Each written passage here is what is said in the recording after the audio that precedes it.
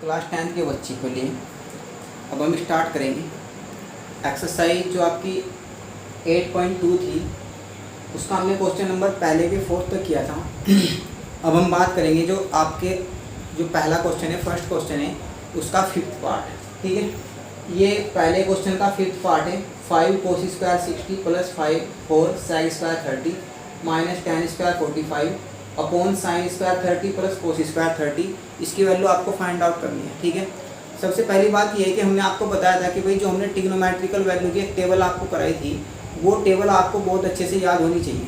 ठीक है, अगर आपको वो टेबल बहुत अच्छे से याद है तो आप सभी क्वेश्चन बहुत अच्छे से कर सकते हो। ठीक है, तो सबसे पहला काम आपका ये है कि अगर किसी बच्चे के वो वैल्यू याद ना हो तो उसके लिए हमने एक वीडियो बनाई थी, आप प्लेलिस्ट में जाकर उस वीडियो को देख सकते हो। ठीक है, किस तरह से हमने आपको वो वैल्यू बताई थी और आप वो वैल्यू याद कर रहे होंगे और उसके बाद आप क्वेश्चन को बहुत अच्छे से कर पा रहे होंगे। ठीक है, तो ये हमारे पास क्वेश्चन नंबर जो फर्स्ट है आपका, उसका 5th पार्ट। 5th पार्ट में आपको इसकी वैल्यू निकालनी है। तो जब आप इसकी वैल्यू निकाल रहे होंगे तो ये सारी वैल्यू आपको पहले पता होनी बहुत ज़रूरी है। तो अगर आपको ना पता हो तो हम यहाँ पे लिख देते हैं। जो आपकी cos 60 की वैल्यू होती है, cos 60 होता है आपका 1/2। आपका जो sec 30 होता है वो cos 30 का रेसिप्रोकल होगा, उल्टा होगा। और cos 30 होता है √3/2। तो sec 30 होगा आपका 2/√3। ठीक है, इसके बाद जो आपकी sin 30 की वैल्यू होती है, sin 30 होता है आपका 1/2। cos 30 होता है आपका कितना, √3/2। और जो आपका tan 45 है, tan 45 की जो आपकी वैल्यू होगी वो होती है कितनी, 1। तो ये सारी की सारी वैल्यू आप यहाँ पे रख रहे होंगे तो क्या बन रहा होगा आपका क्वेश्चन में, ये हो जाएगा आपका 5 इंटू cos 60 की वैल्यू आपकी 1/2 है, तो 1/2 का आप यहाँ पे क्या कर रहे होंगे, स्क्वायर प्लस के 4 sec स्क्वायर 30। तो sec 30 कितना है आपका 2/√3। और जब आपका इसके sec का स्क्वायर है तो आप इसका भी क्या कर रहे होंगे, स्क्वायर माइनस के 1। tan 45 की वैल्यू 1 होती है, आप इसका भी क्या कर रहे होंगे, स्क्वायर। ठीक है, अपॉन आप जब sin 30 की वैल्यू रख रहे होंगे तो ये हो रहा होगा 1/2 और इसकी पावर 2 प्लस आपके cos 30 की वैल्यू होती है √3/2। तो आप इसको ऐसे लिखोगे √3/2 और इसका स्क्वायर। ठीक है, समझ पा रहे हैं आप लोग। आपने सभी वैल्यू पुट कर दी। हम आपको फिर से एक बार बता रहे हैं कि भाई आपके सारी वैल्यू याद होना बेहद जरूरी है। ठीक है, आप जब इसको सोल्व करोगे 1/2 का आप स्क्वायर खोल रहे होंगे तो ये आ रहा होगा आपका 5 इंटू 1/4। ये आपका इस तरह से आ रहा होगा प्लस के 4। जब आप 2 का स्क्वायर खोल रहे होंगे तो ये आ रहा होगा आपका 4 और √3 का स्क्वायर कितना, 3 और माइनस का 1।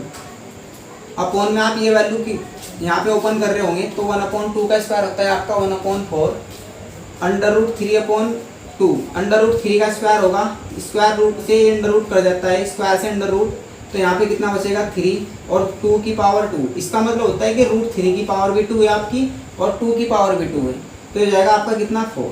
ठीक है, समझ पा रहे हैं आप लोग, सही से देख पा रहे हैं आप लोग। इसके बाद हम क्या करेंगे, आप यहाँ से इसकी मल्टीप्लाई कर रहे होंगे 1 में तो ये आ रहा होगा आपका कितना, 5/4। 5 को जब आप 1 से मल्टीप्लाई करोगे तो ये हो जाएगा इतना, ये हो जाएगा आपका 16/13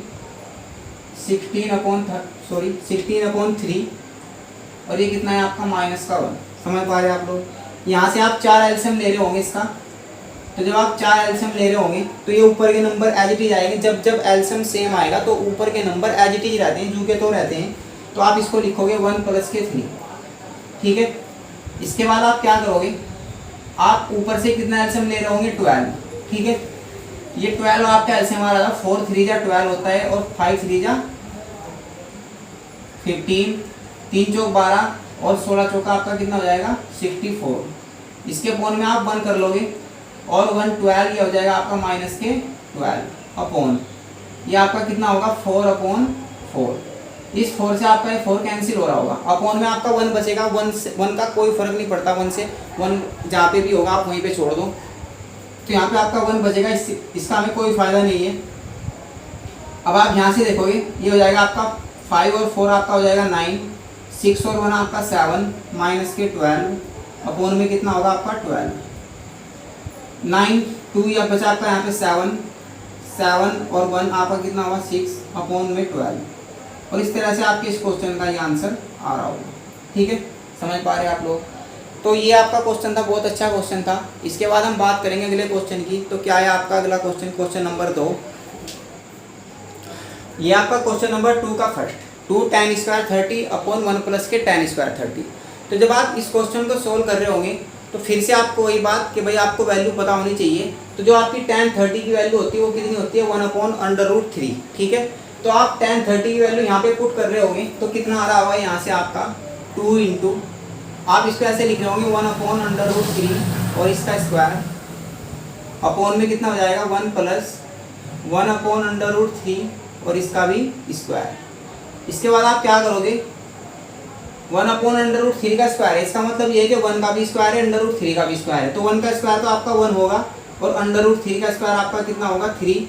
ये आपका कितना हो जाएगा 1 प्लस के 1/3। समझ पा रहे हैं आप लोग।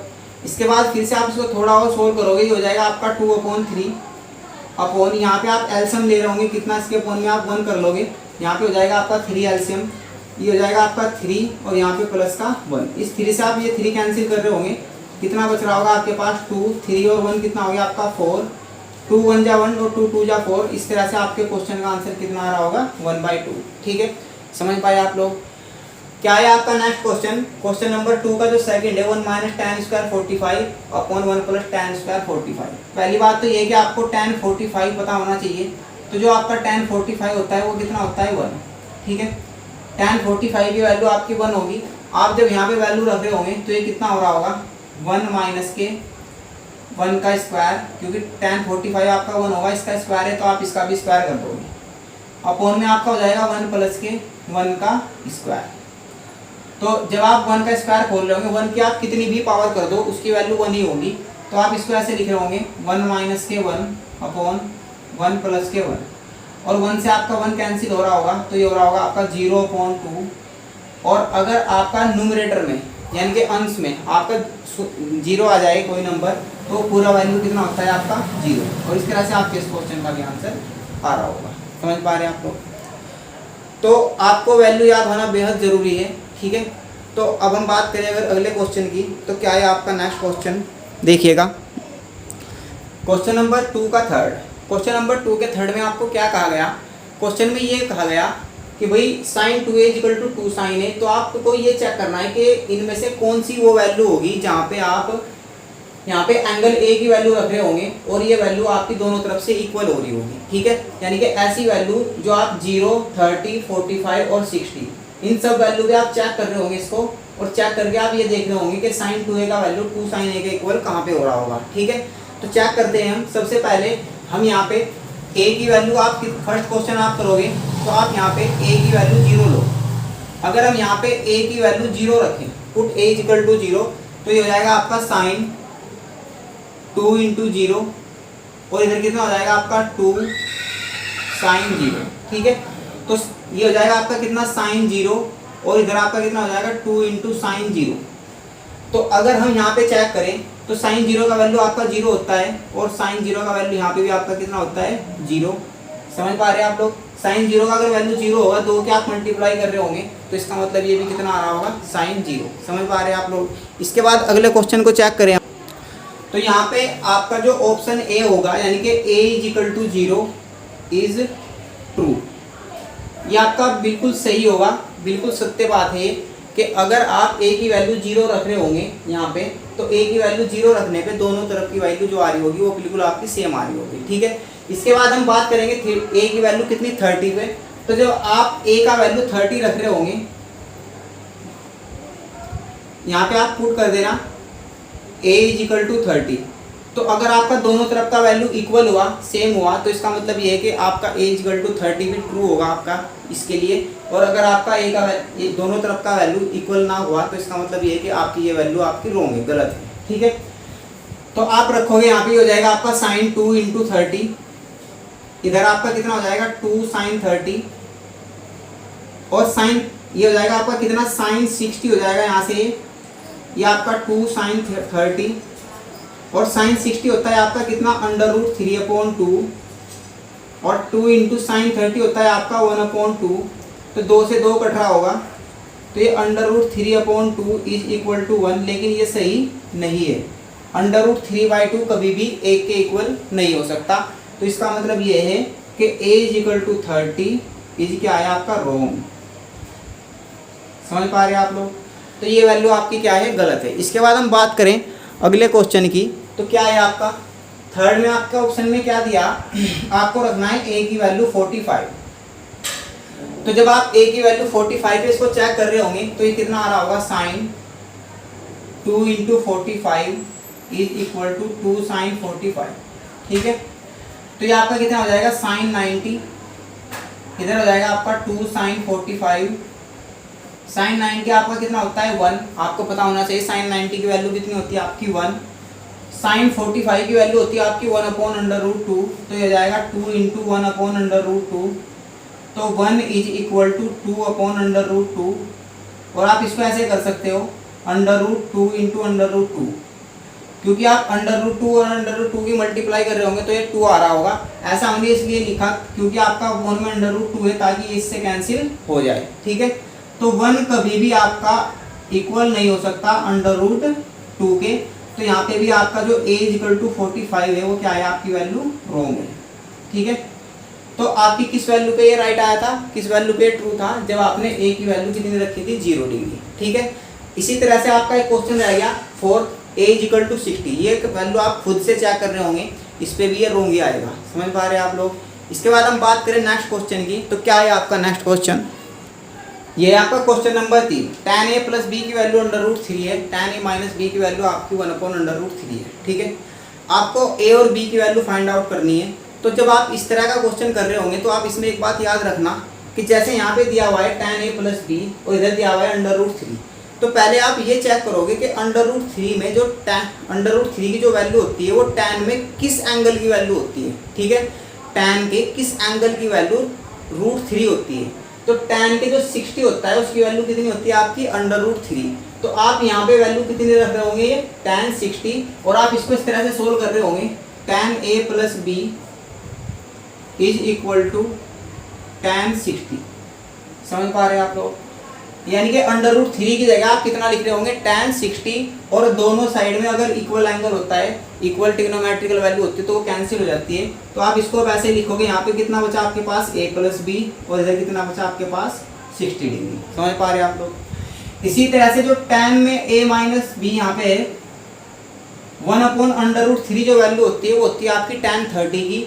तो आप इसको यहाँ पे कितना लिख रहे होंगे, tan 30, और आपका tan से tan कैंसिल हो रहा होगा तो ये हो जाएगा आपका a - b = 30।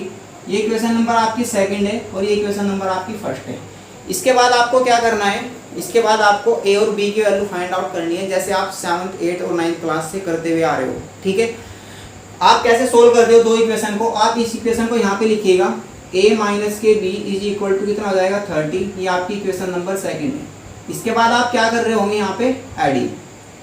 जब आप इनको ऐड कर रहे होंगे, जोड़ रहे होंगे, तो आप b से b कैंसिल करोगे, ये हो जाएगा आपका कितना, 2 ऑफ a और a आपका 2a हो जाएगा 60, और 30 आपका कितना हो जाएगा 90। 2 से आप इसको डिवाइड करोगे तो a की वैल्यू आपकी कितनी आ रही होगी 45। ठीक है, अब ये वैल्यू आप कहाँ पे रख दो, put in equation number first. जब आप इसको इक्वेशन नंबर फर्स्ट में रखोगे तो हो जाएगा आपका a + b = 60। a की वैल्यू आपकी कितनी है 45 प्लस के b = 60। तो b की वैल्यू आपकी कितनी आ रही होगी, 60 - के 45 = 15 डिग्री, 15 डिग्री। ठीक है, तो इस तरह से आपके थर्ड क्वेश्चन का आंसर आ रहा होगा। उम्मीद है कि आपको ये जितने भी क्वेश्चन हमने 2-3 क्वेश्चन आपको कराए हैं, सारे के सारे आपको अच्छे से समझ में आए होंगे, अच्छे से आपने इनका कॉन्सेप्ट समझा होगा। इसके बाद जो आपका क्वेश्चन नंबर 4 है वो ओनली ट्रू फॉल्स है, जो आप खुद से कर लोगे। ठीक है, तो आज के लिए आप इसको करिएगा। आज के लेक्चर में इतना ही, फिर मिलेंगे अगले लेक्चर में अगली एक्सरसाइज के साथ, एक्सरसाइज 8.3 के साथ। ठीक है, तब तक आप इसको देखिए, और अगर आपको वीडियो अच्छी लगी हो तो आप चैनल को सब्सक्राइब कीजिए, वीडियो को लाइक कीजिए।